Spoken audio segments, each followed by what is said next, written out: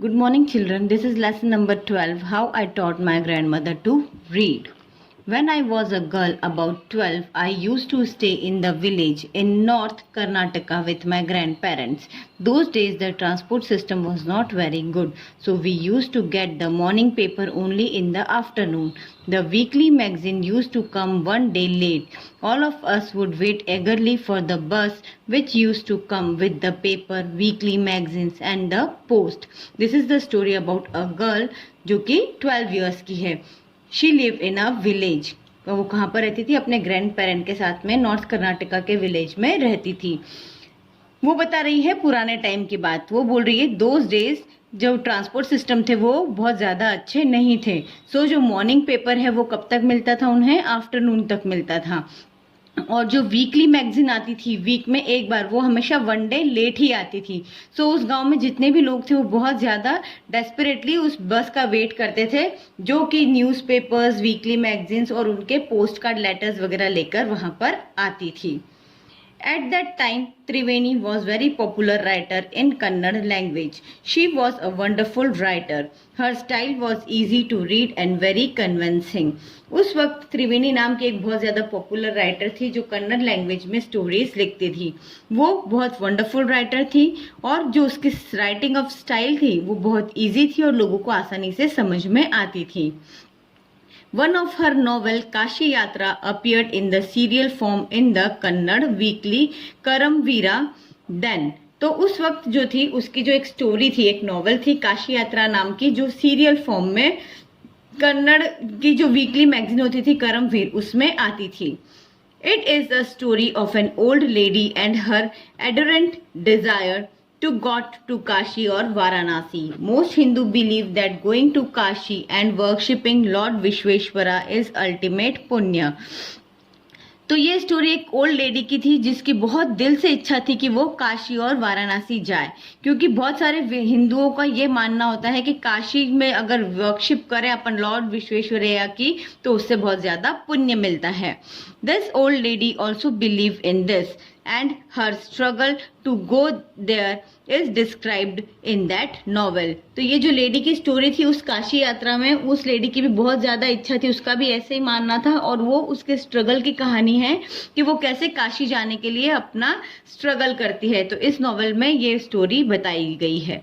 In the story there is also a young orphan girl who fall in love but there is no money for her the wedding. In the end, the old lady gives away all her savings without going to Kashi. She says the happiness of this orphan girl is more important than worshipping Lord Vishweshwaraya at Kashi. तो इसी story में जो old lady की story थी जो काशी जाना चाहती थी, उसी के साथ साथ में एक जो यंग गर्ल थी उसकी भी स्टोरी इसमें ऐड थी जो कि एक लड़के को लव करती थी और उसके साथ में शादी करना चाहती थी, लेकिन वो ऑर्फन थी. ऑर्फन इट मीन्स उसके पेरेंट्स नहीं थे, वो अनाथ थी और उसके पास इतना पैसा नहीं था कि वो अपनी शादी कर सके. तो वो उस जो लेडी थी जिसने अपने सेविंग्स की थी कहाँ पर जाने के लिए? काशी जाने के लिए. तो वो अपनी सेविंग्स उस लड़की की शादी के लिए दे देती है और ये कहती है कि मुझे काशी विश्वनाथ की यात्रा करने से ज़्यादा ज़रूरी इसकी लड़की की, जो अनाथ लड़की है, इसकी जो हैप्पीनेस है, इसकी शादी करके जो खुशी मिलेगी वो ज़्यादा इम्पोर्टेंट है. My grand mother Krishnataka never went to school, so he could not read every Wednesday. The magazine would come and I would read the new episode of this story to her. During that time she would forget all her work and listen with the greatest concentration. My grandmother too never went to Kashi and she identified herself with the novel's protagonist. So more than anybody else, she was the one more interested in knowing what happened next in the story and used to insist that I read the serials out to her. तो वो बोलती है कि जो उसकी grand mother थी वो कभी भी स्कूल नहीं गई थी और उन्हें लिखना पढ़ना नहीं आता था। हर वेडनेसडे को जब मैगजीन आती थी तो ये जो यंग गर्ल है वो अपनी ग्रैंड मदर के लिए उसका नया एपिसोड पढ़ती थी, क्योंकि उसमें जो ओल्ड लेडी थी और वो ग्रैंड मदर उसको अपनी जगह पर रखकर बहुत कॉन्सेंट्रेशन से वो स्टोरी सुनती थी। उन्हें लगता है कि शायद ये मेरी ही स्टोरी है, क्योंकि उसकी ग्रैंड मदर भी कभी काशी नहीं गई थी। तो वो उस नॉवेल की जो ग्रैंड मदर थी उसको अपना ही समझकर, उसमें अपना ही रूप देखकर वो स्टोरी सुनती थी, इसलिए वो बहुत ज्यादा इंटरेस्टेड होती थी कि आगे इस स्टोरी में क्या होने वाला है। और जैसे ही वो आता था तो वो मुझे उसको सीरियल को पढ़ने के लिए बोलती थी। Once I went for wedding with my cousins to the neighboring village. In those days, a wedding was a great event.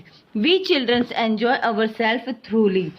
We would eat and play endlessly, serving the freedom because all of elders were busy. I went for a couple of days but ended up staying there for a week. तो वो बोलती है कि एक बार ऐसा हुआ कि हम लोग हमारे कजिन की वेडिंग के लिए पास के विलेज में गए। उस वक्त जो थी वेडिंग बहुत बड़ा इवेंट माना जाता था, लोग बहुत बहुत दिन तक शादियां करते थे और बोले बड़े लोग सब जो थे वो काम में बिजी रहते थे, इसलिए हम बच्चों को पूरा अपनी मर्जी से एंजॉय करने का पूरी फ्रीडम मिलती थी। तो हम लोग बहुत मजे और मस्ती करते थे। तो बोले उस वेडिंग में मैं भी बहुत, हम कुछ दिनों के लिए वहां पर गए थे लेकिन फिर हम वहां पर 1 वीक के लिए रुक गए। When I came back to my village, I saw my grandmother in tears. I was surprised, for I had never seen her cry even in the most difficult situation. What had happened? I was worried. तो वो बोलती है जब मैं village वापस आई तो मैंने देखा कि मेरी ग्रैंड माँ की आंख में आंसू थे। तो मैं बहुत सरप्राइज थी क्योंकि मैंने कभी भी अपनी ग्रैंड माँ को कितनी भी डिफिकल्ट सिचुएशन हो उन्हें रोते हुए कभी नहीं देखा। तो मैं बहुत वरीड हो गई कि आखिर ऐसा क्या हुआ होगा। आवा, is everything all right? Are you okay? तो उसने अपनी ग्रैंड माँ से पूछा क्या ग्रैंड माँ सब ठीक है, आप ठीक हैं? She nodded but did not replied. I did not understand her but forget the incident. In the night after dinner, we were sleeping on the open terrace of the house. It was a summer night and there was full moon. Ava come and sat next to me. Her affectionate hands touched my forehead. I realized she wanted to speak. I asked her, what is the matter? तो वो जब पूछती है लड़की कि क्या हुआ तो ग्रैंड माँ कोई भी रिप्लाई उसे नहीं देती है और वो बोलती है क्योंकि वो बच्ची रहती है तो वो बोलती है मुझे समझ में नहीं आता है कि क्या हुआ, लेकिन मैं वो इंसिडेंट भूल गई। उसी रात को जब हम लोगों ने डिनर किया तो बोले हम लोग जो छत पे थे, छत के अपने घर के ओपन टेरेस पे हम लोग सोते थे। तो वो बोल रही थी क्योंकि ये समर नाइट थी और फुल मून की नाइट थी। तो बोले मेरी जो दादी माँ थी आवा थी वो मेरे पास आई, मेरे पास में आकर बैठी और उन्होंने बहुत ही प्यार से मेरे सर पे हाथ फेरा। मुझे रियलाइज हुआ कि वो मुझसे कुछ बात करना चाहती हैं। तो मैंने उनसे पूछा कि क्या बात है, आप मुझसे क्या कहना चाहती हैं? When I was a young girl, I lost my mother. There was nobody to look after and guide me. My father was a busy man and got married again. In those days, people never considered education essential for girls, so I never went to school. I got married very young and had children.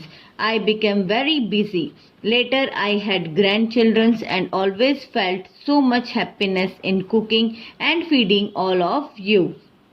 At time I used to regret not going to school, so I made sure that my children and grandchildren studied well. तो वो अपनी story बताती है दादी माँ उसको कि जब मैं बहुत यंग गर्ल थी मेरी मम्मी की डेथ हो चुकी थी और वहां पर हमारे घर में कोई नहीं था जो मुझे गाइड करे। मेरे फादर बहुत बिजी मैन थे और उन्होंने दूसरी शादी कर ली। उस वक्त जो थे लोगों को एजुकेशन को, लड़कियों को ज्यादा पढ़ाने का इतना इम्पोर्टेंस नहीं था कि लड़कियों को ना भी पढ़ाए तो भी चलता है। तो बोले मुझे कभी स्कूल नहीं भेजा गया, मैं कभी स्कूल नहीं गई और बहुत ही कम एज में मेरी शादी कर दी गई और फिर मेरे बच्चे हो गए तो मैं अपने घर गृहस्थी में बिजी हो गई। उसके बाद धीरे धीरे मेरे बच्चों की शादी हो गई तो मेरे ग्रैंड चिल्ड्रंस हो गए, मैं दादी बन गई। तो बोले मुझे इन सब के लिए खाना बनाना, इन्हें रखना, इनकी देखभाल करना, उसमें ही मुझे बहुत ज़्यादा अच्छा लगने लगा था। मुझे मेरा टाइम उसी में ही पास हो रहा था। लेकिन अब मुझे याद रियलाइज़ होता है कि मुझे जो है मैं स्कूल नहीं गई, उस चीज़ का मुझे बहुत ज़्यादा रिग्रेट होता है। तो मैं चाहती हूँ कि मेरे बच्चे और मेरे पोता पोती जो मेरे ग्रैंड चिल्ड्रंस हैं वो बहुत अच्छी तरह से पढ़ाई करें। I could not understand why my 62 years old grandmother was telling me, a 12 years old, the story of her life in the middle of the night, but I know I loved her immensely and there had to be some reason why she was talking to me. I looked at her face. It was unhappy and eyes were filled with tears. तो वो बोलती है कि मुझे समझ में नहीं आ रहा था कि एक 62 इयर्स की ओल्ड ग्रैंड मदर एक 12 साल की लड़की को अपने लाइफ की स्टोरी रात के आधी रात में क्यों सुना रही है। तो वो बोलती है कि मुझे पता है, मैं उनसे बहुत ज़्यादा प्यार करती हूँ। मुझे पता है कि वो कोई ना कोई रीज़न है, उनके मन में कोई बात चल रही है जो वो मुझसे बात करना चाहती है। मैं उनके फेस की तरफ देख रही थी, वो मुझे बहुत अनहैप्पी लग रही थी और उनकी आंखों में मुझे टीयर्स दिख रहे थे। आवा, don't cry, what is the matter, can I help you in any way. तो फिर से वो बोलती कि मैंने उनसे पूछा कि आप रोइए मत और मुझे बताइए कि क्या बात है, क्या मैं आपकी हेल्प किसी भी तरीके से कर सकती हूँ। Yes, I need your help. You know when you were away Karamvira came as usual. तो वो बोलती कि हाँ मुझे तुम्हारी हेल्प की जरूरत है। बोले तुम जानती हो जब तुम चली गई तो करमवीर जो मैगजीन थी वो एज यूजुअली जो उस टाइम पर आती है वो आई थी। I open the magazine. तो बोले मैंने उस मैगजीन को खोला भी सही। I saw the picture that accompanied the story of Kashi Yatra. तो बोले मैंने उसकी स्टोरी को, जो काशी यात्रा की स्टोरी है उसमें देखा, मैंने उसे खोलकर। And I could not understand anything that was written. तो बोले मैंने उस बुक को खोला, उसमें काशी यात्रा की स्टोरी थी, लेकिन मैं सिर्फ पेजेस देखती रही, उसमें क्या लिखा है वो मुझे कुछ भी समझ में नहीं आया। I waited eagerly for you to return. I felt you would come early and read for me. I could have asked somebody in the village, but I was too embarrassed to do so. I felt very dependent and helpless. We are well off, but what is the use of money when I cannot be independent? तो बोलती मैं बहुत ज़्यादा eagerly इस चीज़ का wait कर रही थी कि तुम जल्दी से आओ और मुझे वो स्टोरी सुनाओ और तुम मेरे लिए वो उसकी स्टोरी को पढ़ो, लेकिन तुम नहीं आई। और बोले मुझे ये मन हुआ कि मैं इस विलेज में किसी और से ये स्टोरी को सुनूं, उनको बोलूं कि मेरे लिए ये बुक पढ़ दे, लेकिन इससे मुझे बहुत ज़्यादा शर्मिंदगी हो रही थी कि मैं ऐसा किसी को कैसे बोलूं मेरे लिए करने का। तो मैं बहुत डिपेंडेंट फील कर रही थी और मैं सोच रही थी कि मैं बहुत हेल्पलेस हो गई हूँ। तो बोले कि हमारे पास बहुत पैसा है, सब कुछ है, हमारे पास सब कुछ है, पर ऐसे पैसे का क्या काम कि इतना सब कुछ होते हुए भी मैं अपने आप में इंडिपेंडेंट नहीं हूँ। I did not know what to say in answer. आवा continued. तो बोले मैं चुपचाप सुन रही थी लेकिन मेरे पास कोई जवाब नहीं था कि मैं उन्हें क्या आंसर दूं। तो आवा ने कंटिन्यू बोलना शुरू किया। I have decided to learn the Kannada alphabet from tomorrow onward. I will work very hard. I will keep Saraswati Puja day during Dashera as the deadline. तो वो बोलती है ग्रैंडमा कि मैंने डिसाइड किया है कि मैं कल से ही कन्नड़ अल्फ़ाबेट को पढ़ना और उन्हें समझना स्टार्ट करूंगी और मैं दिन रात कड़ी मेहनत करके ये पढ़ाई पूरी करूंगी और जिस दिन सरस्वती पूजा होती है दशहरे के टाइम तक, तब तक मुझे ये पढ़ना लिखना आ जाना चाहिए। मैंने अपने आप को ये डेडलाइन दी है। I saw the determination on her face, yet I laughed at her. Ava, at this age of 62, you want to learn alphabets? All your hair is grey, your hands are wrinkled, but you wear spectacles and you work so much in the kitchen.